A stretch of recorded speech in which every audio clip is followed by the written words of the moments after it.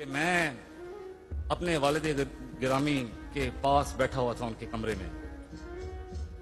ایک شخص آیا, بیٹھا, دوران گفتگو اس نے یہ کہا کہ جی یہ جو ربائی ہے شاہ است حسین پادشاہ است حسین, اس کا جو تیسرا مصرع ہے یہ فصاحت کے خلاف ہے. وجہ اس کی یہ بتائی کہ اس میں 8 مرتبہ دال آئی ہے, 8 مرتبہ دال آئی ہے, اور جو یہ دال ہے یہ شدت پر دال ہے.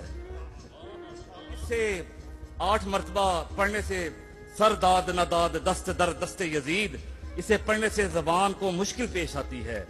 تو یہ والی جو مشکل پیش آنا جو بات ہے یہ فصاحت کے خلاف ہے.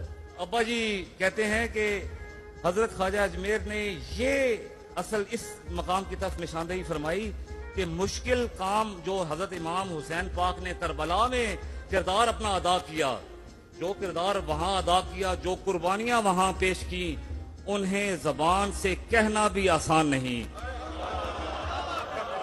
اسے زبان سے کہنا بھی آسان نہیں. اسے کہتے ہوئے, اسے ادا کرتے ہوئے زبان بھی تھر تھرا جاتی ہے.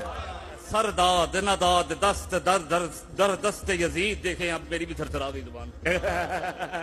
سر داد نہ داد دست در دست یزید, حقا کے بنا الہ الہ است حسین.